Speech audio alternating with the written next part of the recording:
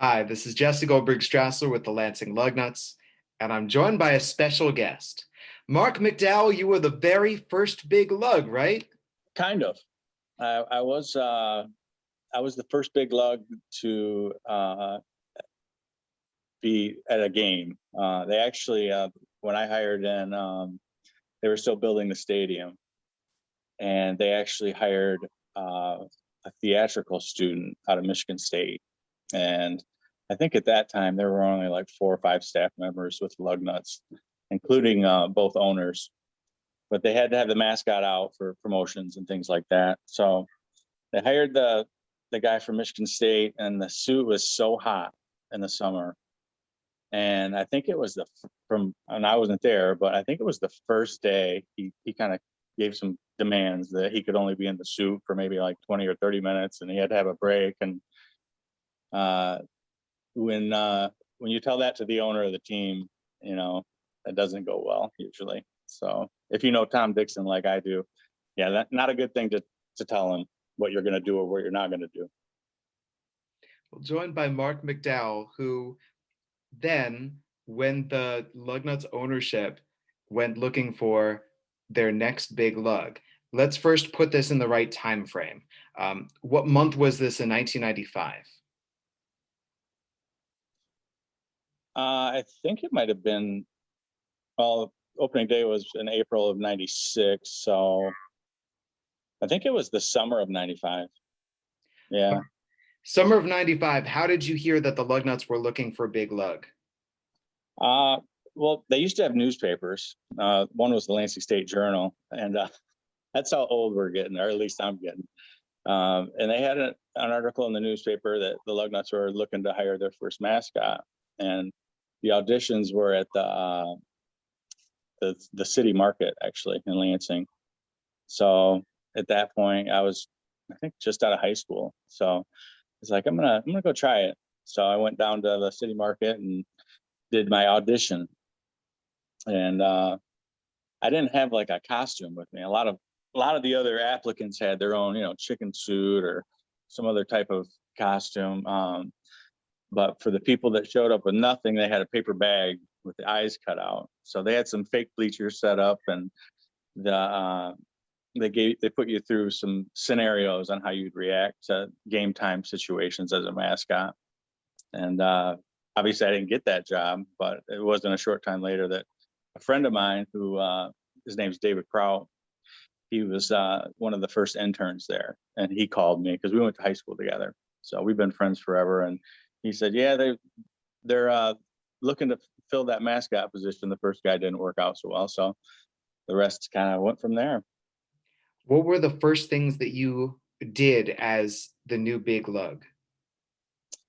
We would do appearances, parades, festivals, anything to promote the Lugnuts, get the name out, the image out. How were you received? Well, the Lugnuts were super popular back then. I mean, they sold out night after night, and it's freezing outside. So anyway, the Lugnuts were like a professional team. That's how they were treated. So, and it was new. Lansing was like starving for something downtown, and that's I'd say we were received pretty well. As you can see, we're still going 23 years later, 24 years later. So Let's go back before the season begins. So this is all leading up to we're about to have this minor league baseball team arrive the next summer. And so you're making appearances all the while leading up through the winter. And now here we go, approaching opening day. At what point was it proposed to you that you get into a helicopter for your opening day arrival? uh, I don't really recall how many days notice I had on that. Um, and it wasn't a proposal. It was, this is what you're going to do, so which I was excited about, flying in a helicopter. I don't think I've ever been in a helicopter since. But yeah, that's what they did. They sent the mascot me. We took off from Lansing Catholic Central, and it was a small helicopter. It was very challenging getting inside of this helicopter, just by nature of the door or the size. So it was kind of like I'm really hunched in there, I didn't have a great aerial view of the city or anything, but it was fortunately it was only about a 3-minute trip from in the sky to the stadium, and then basically got out of the helicopter, and then I had my mission was to deliver the game balls for the opening first pitch, which there were at least 5. I think the owner threw one, the mayor, the governor, the governor, the president of Oldsmobile at that time. So they all got their chance at throwing the first pitch with the on opening day, and it was fun. Do you remember the reaction when you arrived? When the helicopter came down and when you stepped out, could you hear the fans? Oh yeah, it was just deafening. It was unreal. You know, there's I can't explain the amount of adrenaline, you know, that you had from me running from the outfield all the way. You know, it was like all eyes on me kind of a deal. Thankfully, I didn't trip or anything like that. So, The atmosphere in terms of the sellout nights, you said the nights that sold out night after night after night. How was it being Big Lug? Did you feel like a celebrity? um, I don't know. I don't know about a celebrity, but I felt like I played an important role with the team. They include the mascot in almost everything, you know, the on-field promotions and, you know, sponsorship, group sales. So I wasn't a celebrity, so to speak, but my role was important, and Wh- that was made clear to me. What was your favorite on-field promotion? The mascot race, for sure. Yeah, it was difficult because when we first started, that was the mascot race was every night. So you think 70 home games, but you've got to come up with something different. You know, you can't just keep somehow. You know, basically for the people that don't know, the mascot race is a child around the bases, and the kid always wins. That's kind of the unwritten rule. So you've got to come up with different ideas of how the kid wins, despite things that we come up with to entertain the crowd at the same time. So Did you have a favorite way for the kid to win? uh, we tried to make it shocking, maybe not shocking, but just something that to keep people engaged. There was one particular race that we came up with where, and we would meet with the kid before the game, and he could, you know, depending on the age, depending on how detailed the choreographed the race was going to be, but maybe a 5th grader would be good. You know, he understands the concept of what we might be trying to do. So anyway, the mascot runs around, finally gets around third base, accidentally trips over third base. The kid comes back, helps the mascot up. At that time, the mascot, me, pushes the kid down, and then the kid and eventually catches up, and then delivers the kick to the groin area to the mascot, which was very popular. Um, we got a pretty good reception from the crowd. So that was a fun one. Until we got some complaints from teachers. So there were actually, it was one specific complaint. Someone wrote a letter saying that I was setting a bad example for the children to see this type of activity. So we had to, that ended that skit, but we had to come up with other stuff. So that was kind of challenging, but at the same time, that was the funnest end game promotion that we did. And the hot dog gun. I forgot about that. We used to shoot these hot dog guns. And well, do they still have the hot dog gun? Famous Lansing Lugnuts hot dog gun, yeah. Okay. Yeah, that was fun. Shooting that thing. I mean, wow. People go crazy over it. A free hot dog. I mean, wow. Yeah. Hot dog gun was cool. Joined by Mark McDowell, who in 1995 was Big Lug leading up to the Lugnuts' arrival and the inaugural season in 1996, all the way through. How many seasons were you Big Lug? I think it was 96, 97, 98. I was trying to go back on that earlier. Because I ended up getting a new job in 99. So it was either 3 or 4 seasons. 1996 had the famous player Carlos Beltron, who didn't spend that long with the Lansing Lugnuts, but he's probably to date the greatest major leaguer ever to come through Lansing. What did you remember of him? Not much because he wasn't there long, but I do remember. I was similar age at that time with all the players that played, so I was in the clubhouse a lot, and I remember Beltron, sitting on in front of his locker, and I would communicate with the people who could communicate. Well, Beltron, from my recollection, he couldn't speak any English. You couldn't even have a conversation with him. Not that he didn't want to, but it was, I was just, I couldn't talk to him. So I guess that's the only really, I remember him being a big time player, with a big, huge signing bonus, and everyone knew that he was going to be the next, professional. I don't think they knew he was going to achieve what he's achieved, but that's my real only recollection of Beltron. Which players do you remember the strongest? Uh, Jeff Wallace, Jason Simatachi, Matt Trainer, Gary Coffey, Tony Miranda. Now these all might not be from '96 or that first year, but so it all kinds of blends in those years. Carlos Febles. I remember Vic Radcliffe, Jeremy Giambi, Doug Blosser. I guess those are the ones I remember for one reason or another the most.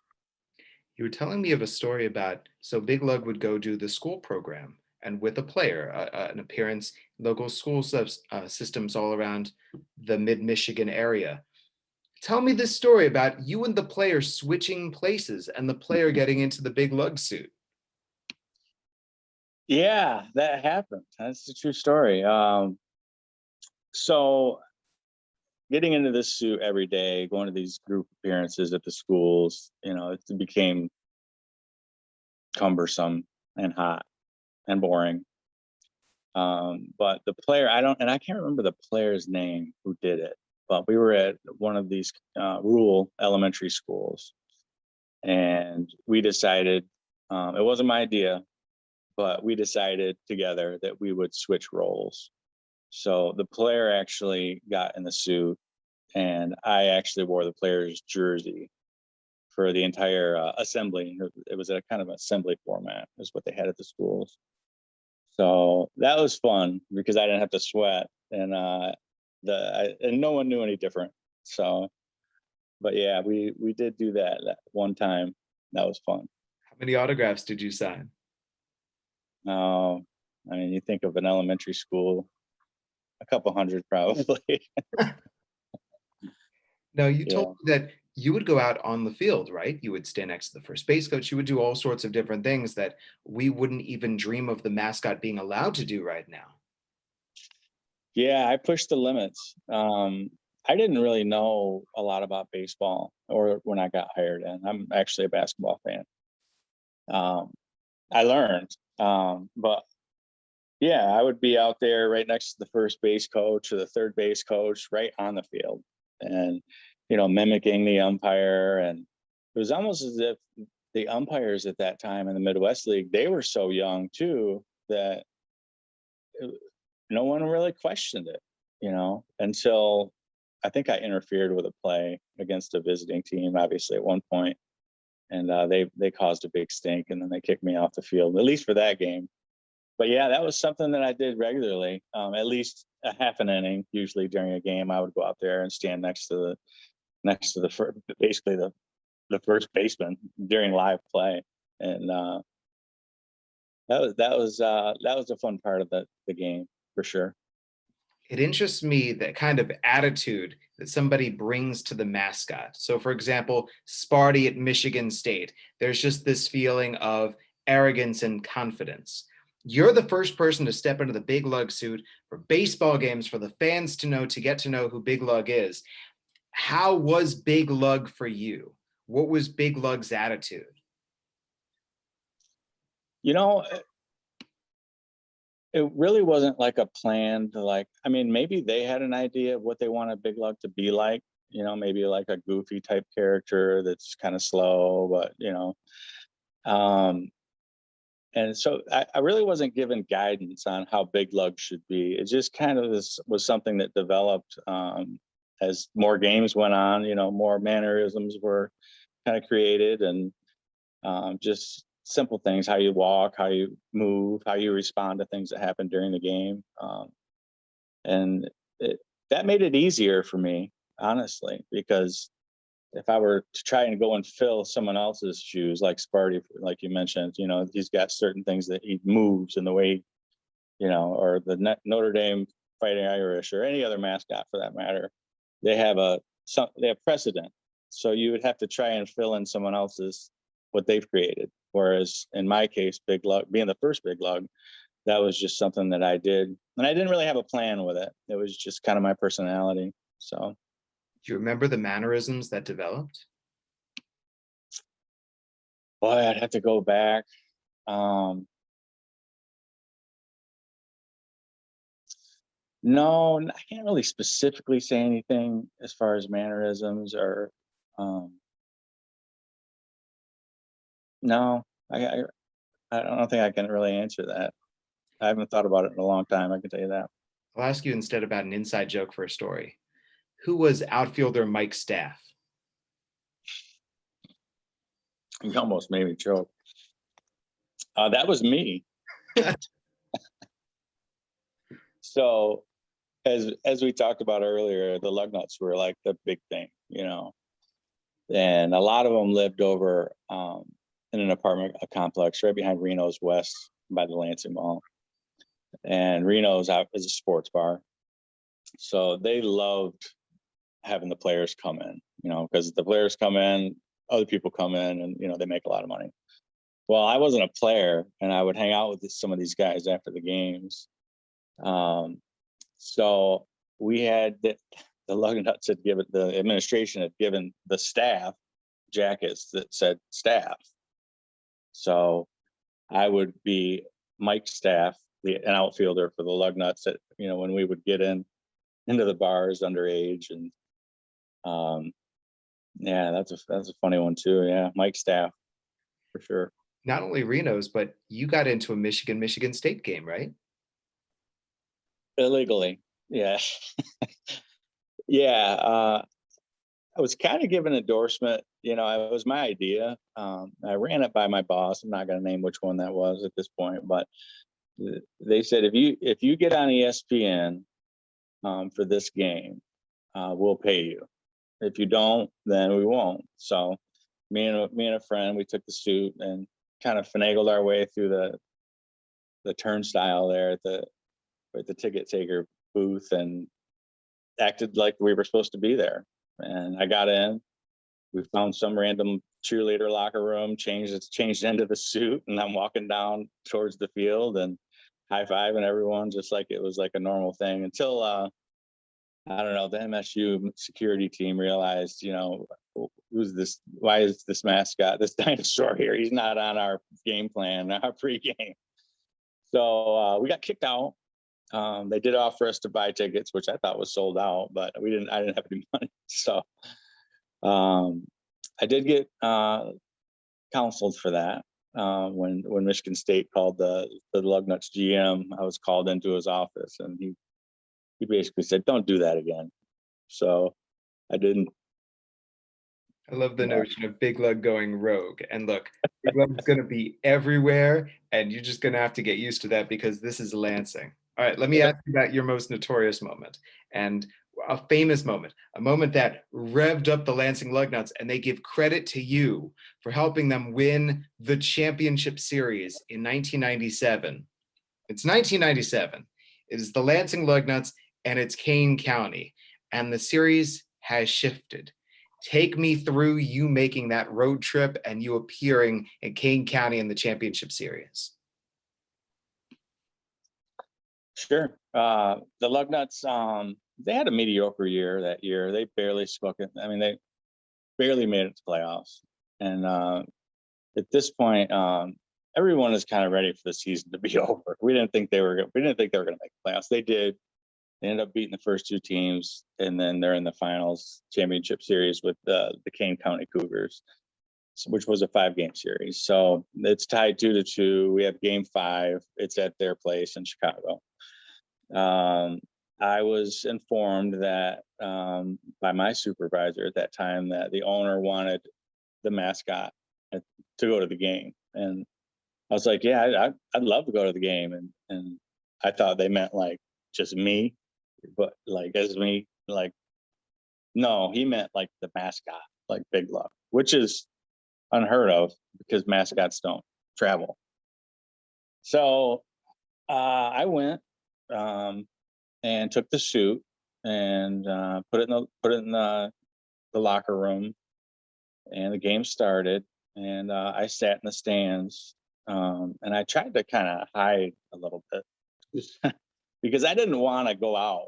They had about, I don't know, 200 or so fans there, and I didn't really want to get in the suit. I just wanted to watch the game, honestly. So I kind of like hid away from people that were. I was just hoping they were focusing on the game. Kind of forgot about me being there, and the owner, he was watching, and everyone was watching. And Lansing was getting beat. It must have been about the 3rd or 4th, maybe 5th inning. He realized that he must have caught a glimpse of me and realized that I was not in the suit. So next thing you know, I get the tap on the shoulder, go get in the suit now. And I did. I came out. The management at Kane County wasn't too excited of my appearance because that also wasn't on their agenda. But they agreed to allow the mascot to be on top of our dugout, the Lugnuts dugout, only while we're at bat. So I did that. And then we get to the delay. So the lights go out in the outfield.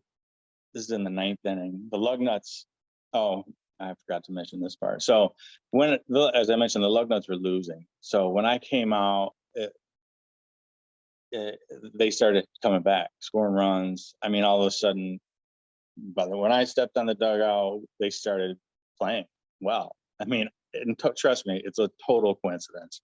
It had nothing to do with the mascot being there, but it appeared that way. So anyway, fast forward to the 9th inning, lights go out, and there's not a whole lot to do. Both teams were sent to the dugouts. The game management was on the field with the umpires trying to figure out whether they were going to proceed with the outfield lights out or not. I jump out there like I always do, go on the field, act like I'm involved in some decision-making process. And at that point, I spot Ozzy. Ozzy's the Cougar mascot at Kane County. And he sees me on the field, which apparently upset him. So he runs full speed, jumps on the field, and now comes over. And I'm thinking in my mind, this is a good time. We've got some downtime. There's no game action. We could set up some type of, skit, wrestle, arm wrestle, whatever. And Ozzy, he had different plans.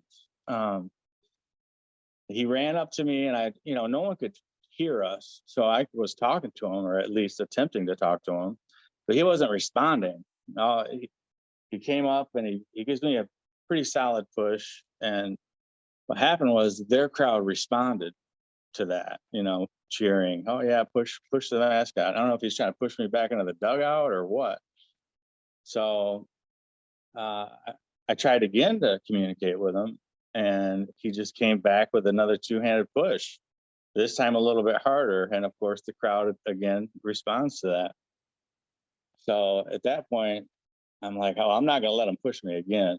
The third time is not happening. I'm thinking if he comes at me again. So that's exactly what happened. He came at me, and I kicked him as hard as I could, like right in, where Ozzy didn't want to get kicked. And the next thing I said, and I'm like 7-8 feet tall with this giant head, and Ozzy's wearing like some fake Air Jordans with these skinny, he's like mobile, he's like this skinny little cougar. And so the only thing I could do was duck when he swung, and then I don't know if it was at that time the umpire, he looked at me and thought maybe I was the one that, started all this. But he was basically like, get the F out of here. And I got ejected from the game at that point. And that was quite a feeling. I'd never been ejected from anything, much less a championship baseball game, minor league baseball game. So I went in the locker room, changed, and sat back in the crowd. And then the Lugnuts ended up winning, and that's pretty much the story. I do remember the administration in Kane County, the game management. They penalized the Lugnut players by not allowing them to have any champagne or any post, beer or anything that championship teams normally get. So that celebration didn't happen, and they blamed it because of the Big Lug's actions. So I felt bad about that for a little while. The road trip home was a long one, even though we had won. And then I felt bad for the players too, because I felt like maybe I had cost them a chance to, get the full experience. But it didn't matter. They didn't care. They were just happy they won, and they just wanted to go home. It's a long season. So that's the story. And you got a championship ring. I did, and I've got it right here. So I don't know if you can see that. Yeah, there it is. So Ozzy, if you're out there, and you're still upset about this, you tried to get me fired, and it didn't work. And I got this ring. And if you feel like this is unsettled, so we can meet up. I'll travel to Wrigley Field if needed. But I feel sorry for you, Ozzy. This was supposed to be a fun event. Anyway, There's no way. There's no way we can top this. However, Mark, as we wrap up, are there any other moments, memories as Big Lug that have stuck with you that have surfaced recently? No,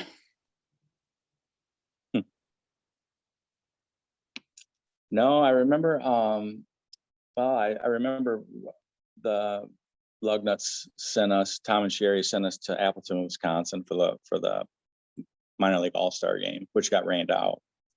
So then they put us up in a hotel in Chicago, and that was when the Bulls clinched one of their I think 6 titles. So we were out and got to see, Scottie Pippen, and I don't know if you remember James Buddha Edwards, Steve Kerr, some of those players. So we were all at a bar and got to hang out with them after their championship. So that was pretty fun. That wasn't in Big Lug, but that was part of the trip. No, but you and Scottie Pippen hanging out at the bar together.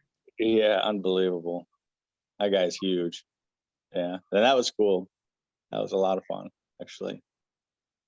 So I do have one more story. And this is compliments of the guy I mentioned earlier, a friend of mine. Because I talk to him quite frequently. And do you remember a player named Cepeda, Jose Cepeda? Yes. Yeah. So they had they didn't want to compete with the Detroit Red Wings. But the Detroit Red Wings were in the playoffs that year. And then the Lugnuts obviously still had home games. So they had the octopus toss between innings, right? So they got this giant octopus out there, and it gets thrown on the dirt, and I don't know if they're trying to put the octopus in the bucket or see who can throw it the farthest. I'm not really sure. But Jose Cepeda ended up watching all this on-field stuff, and he wanted that octopus to eat. I wasn't supposed to share that story, but I couldn't resist. So they put it on ice and gave it to him. So I'm sure I don't know, the octopus, maybe that's a rare delicacy. I don't know. I mean, around the world, yes. I think octopus is a rare delicacy. Not for me, but for a lot of people. Mark McDowell, Big Lug for the first years of the Lansing Lugnuts in existence. Thank you so much for your time. Thank you, Jesse. You take care. Be safe. I heard you're in Cedar Rapids right now, so Be safe, and hopefully we'll catch up soon sometime. I look forward to that. Thank you. All right, take care.